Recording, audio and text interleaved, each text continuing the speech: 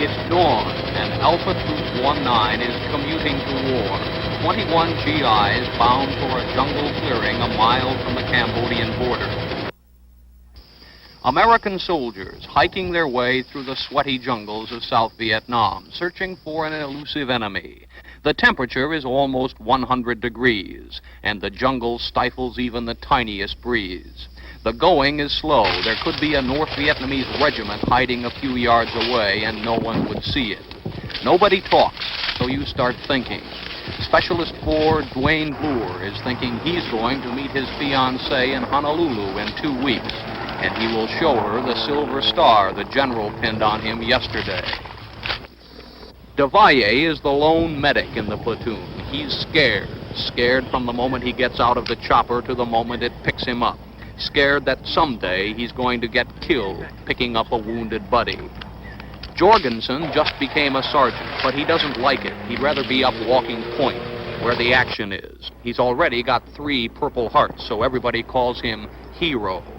Then there's Lieutenant Hughley. Everybody calls him Blue. That's his radio call. Blue didn't want to come to Vietnam, and he'd much rather be a businessman than a soldier.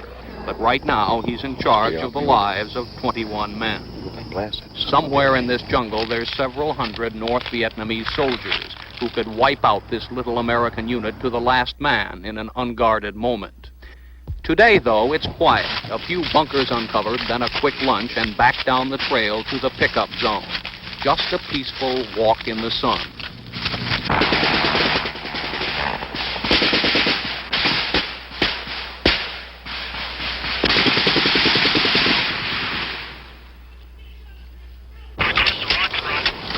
Okay.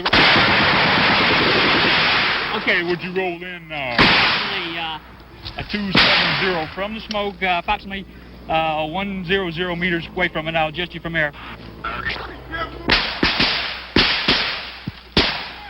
All right, what's wanted? All right, give me some cover.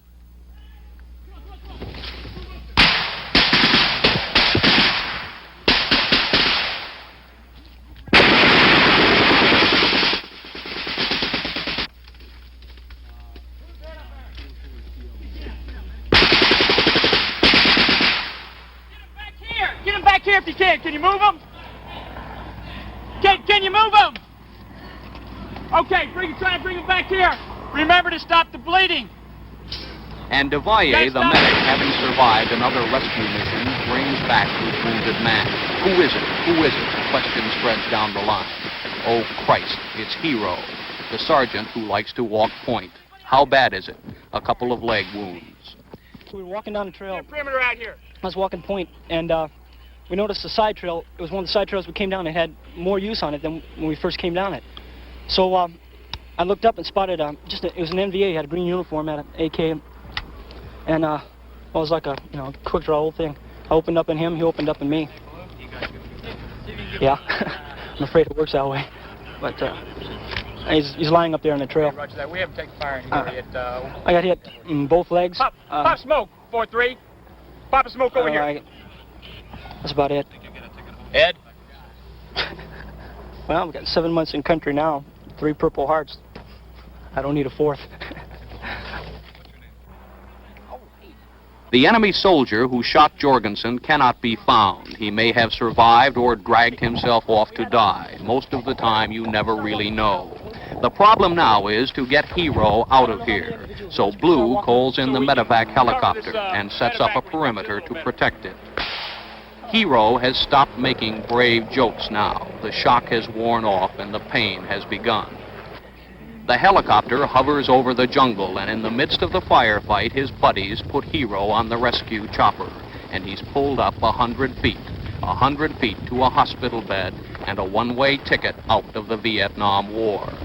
And then it's quiet again. Alpha Troop 19, bless one man, gingerly making its way back through the heat and the smell of gunpowder, back to the pickup zone.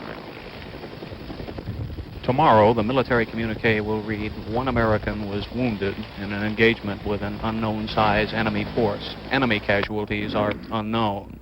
But you've seen how it really was. Heroism, danger, fear, all rolled into one. Words don't describe it. Richard Threlkeld, CBS News, near the Cambodian border. That's the same old jive that's been run down for the past 300 years. If y'all so wise and heavy, why didn't you join the strike in the beginning? No, you just go back and tell them, sorry, this motherfucker is closed down on strike, Jack, and we're whistling when it's over. Why doesn't the strike committee add some of our demands, like ending ROTC? How? You want to off ROTC. All you have to do is go down to the ROTC building, take a bottle, fill it full of gasoline, plug it with a rag. Yeah, man, but what if you want to end sociology? Listen, man, a Molotov cocktail is a mixture of gasoline and kerosene. White radical is a mixture of bullshit and jive. Right on.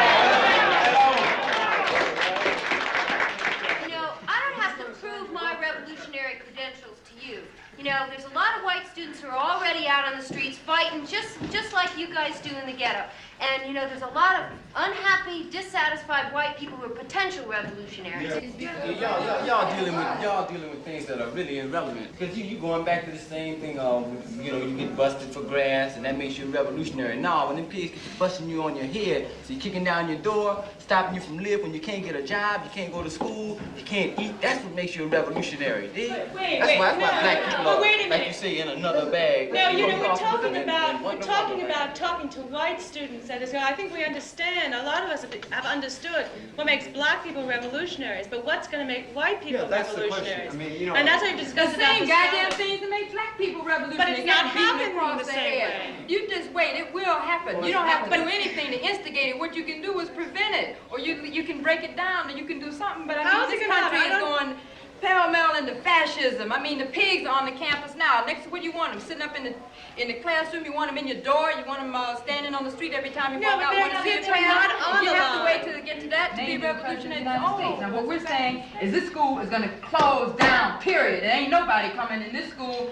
unless they come at their own risk. And once they decide they want their school back open, they're going to open it on our terms, period. Is that simple? Why stop the students that want to go? I mean... Because they're in our way, because they prevent us from getting what we deserve. We have tried all other means. We've negotiated, we've pleaded, we've written programs, we've done this. We haven't got anything. All right, we say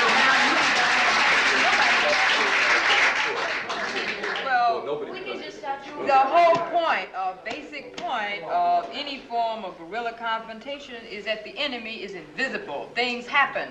They don't know where, they don't know how.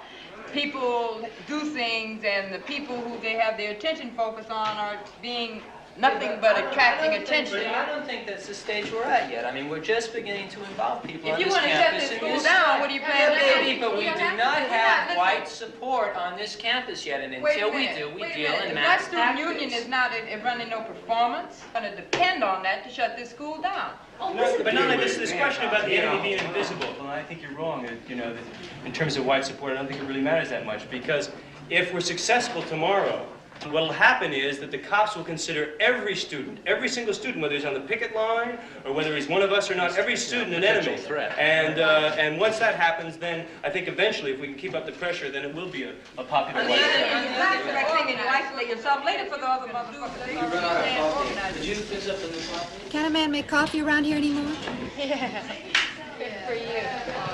I say that we form 4 or 5-man tack squads of our own to be stationed just outside the campus, and when the cops move in on the strike lines, they form a diversionary force behind the cops, so the picket lines have time to get out of their way. Can we just do Aren't cars an effective blockade? Cars? Cars? On a campus?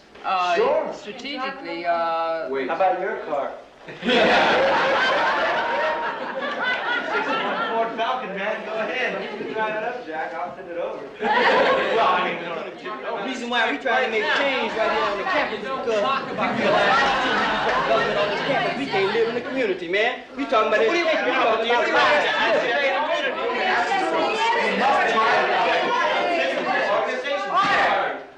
Only one way to talk to the man, and that's in his own language. If the man's language is his guns, you talk to him with a gun. It's very simple. Are you willing to die? Black people are dying, and a lot of black people have died already in this country. Black people have earned this leadership in blood, Jack. We're not gonna give it up. Well, I'm willing to die, too. Alone?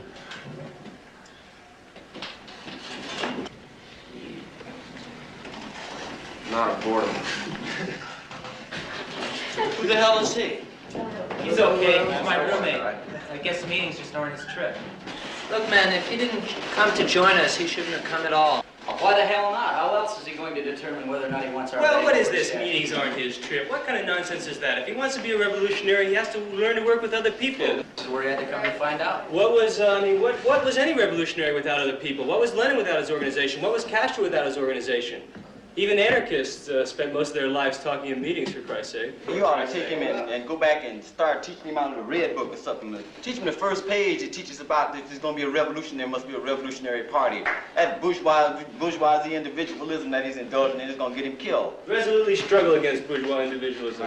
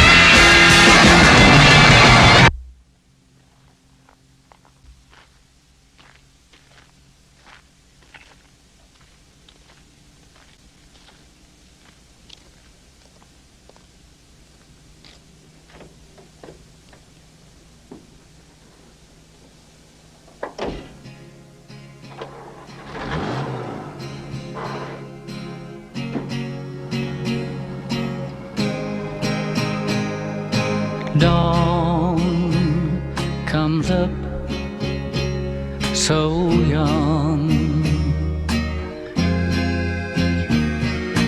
Dreams begin so young. And if you live just for today, the day may soon be done. But there's a place where dreams always stay so young. A place